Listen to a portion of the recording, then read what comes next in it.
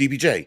I am your host, DBJ, and thank you very much for being a part of the show and delving into Level Up Advanced 5th Edition, better known as A5E. So, this is part zero. This is an intro to the introduction to the very expansive exploration pillar. And hopefully, I can shed some light on this atrophied muscle within the tabletop role playing community, and we can allow our third pillar, of course, the first and second pillars corresponding with combat and social interactions. This third pillar of exploration is pretty important, and this part zero, this is our foundation on what we're going to build on. And I just want to introduce this to all of you guys. Now, here we have the level up A5E character sheet. And we'll go over the character sheet in a later video, but I want to emphasize a specific thing on the character sheet that will give you an insight into how Level Up has added a bit more depth into our role playing experience. So here we have, I'm going to use the cursor if any of you are watching this. Here we have what is known as a tracked condition. And the tracked conditions include fatigue and strife. And there are 7 levels of each. Fatigue corresponds to physical exhaustion. It is, in a sense, fatigue has replaced a different way of looking at exhaustion in traditional 5th edition. Strife is exhaustion, but it is mental exhaustion. And in the level up A5E conditions, it does detail like if conditions include things like blindness, unconsciousness, being stunned, etc. And fatigue and strife are also that way, and they have various levels from 1 through 7. Now, various events can cause fatigue and strife. A lot of times you'll see in the rules that fatigue and strife happen during long journeys, during travel. And during the play tests and the surveys, a lot of people wanted some form of survival mechanism. Now, located below fatigue and strife is something called supply. And of course, down here in the bottom right corner of the supply square is max carried. And of course, max carried represents how much supply you can carry. Now, supply is a generalized descriptor of food, water, um, uh, tools, and other small things that you're carrying with you that are necessary for long travel. It could be a salve for sore feet. It could be seasonings for your food. It may be some hardtack for yourself and some meal or meat items or something like that, jerky. It also includes supply for repairing bits and bobbles on your equipment.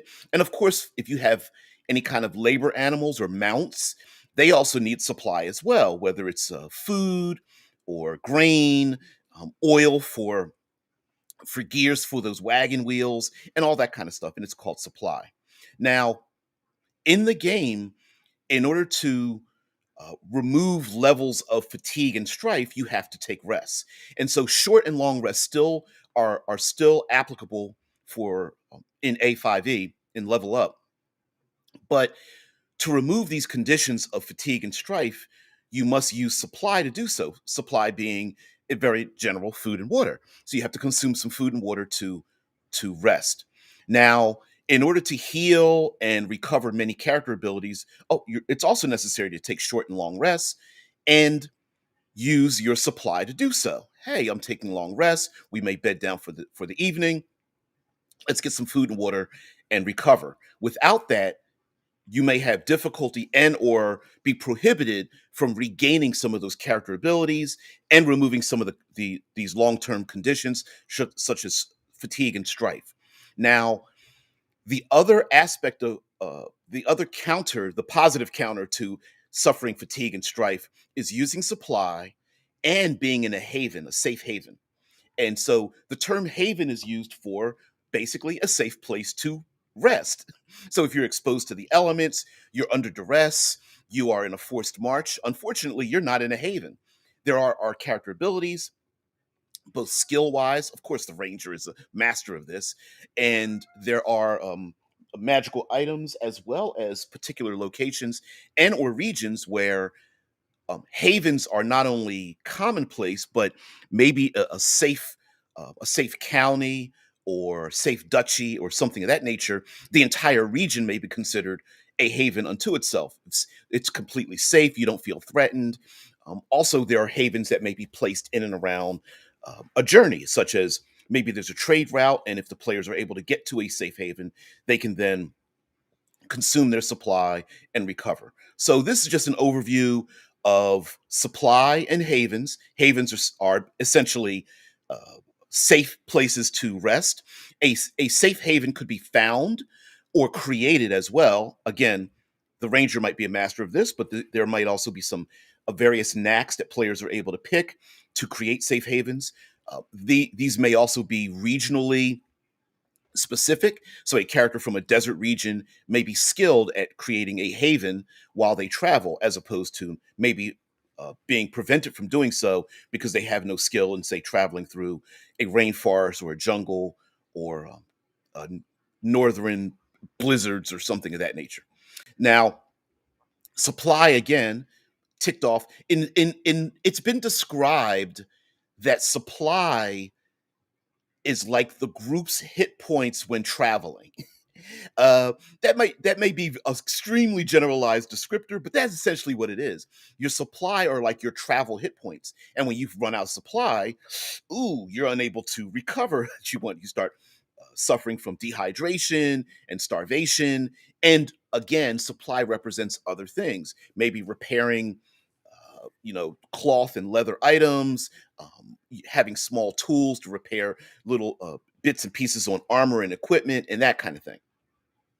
Lastly, in terms of resting from fatigue and strife, strife can happen because it's a mental exhaustion, can actually happen due to maybe spell effects or regional effects, such as being in a lifeless region or completely horrible monsters.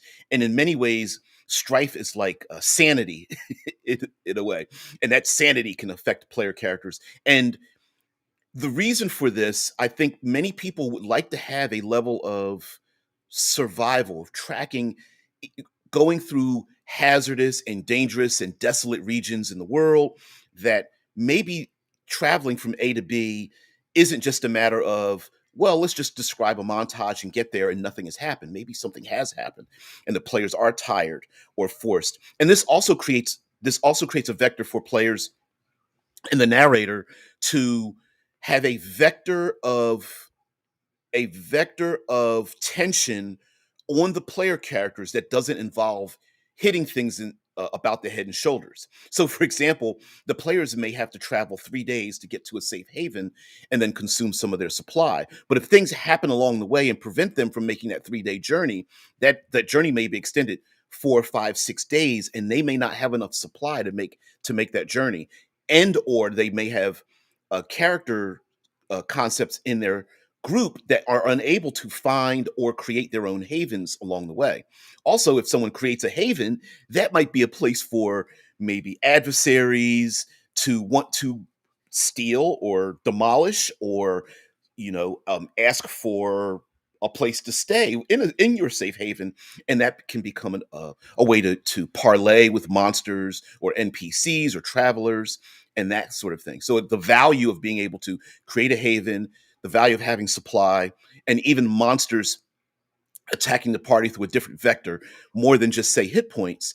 Maybe monsters are trying to attack the party to steal their supply, or even bandits want to steal their supply, and the PCs are going, well, we don't need it now, but in 3 days hence, we really are going to need this to feed our animals and things of that nature. Also, if that supply is put on heavily laden labor animals or wagons, and those are stolen, or a wagon wheel breaks, or a mount is killed, or a labor animal is killed, that also means the players have to deal with this other vector of problems. And so I'm really excited about it. I hope you guys are as well. Thank you very much for allowing me to give you this introduction into fatigue, strife, havens and supply. Of course, the rules will have interactions with them. So, although I could give you specificity, it really depends on where you're at, how much you have, and the player characters that are involved. So, anyway, guys, thank you very much for being part of the show. I really appreciate it. This is just part zero. This is our session zero, as it will. You'll see parts one, at least 1 through 4, if not more, as we delve into the exploration pillar. Thank you very much. Have a great day. And oh, by the way, a little call to action. If this is the kind of content you like and you're looking forward to more content um, uh, about Advanced Fifth Edition, this level up successful Kickstarter, um, and other things that are done on the channel, please take a look around, like, share, subscribe, tell your friends, tell your family, tell your enemies about the show, and I will see thee later.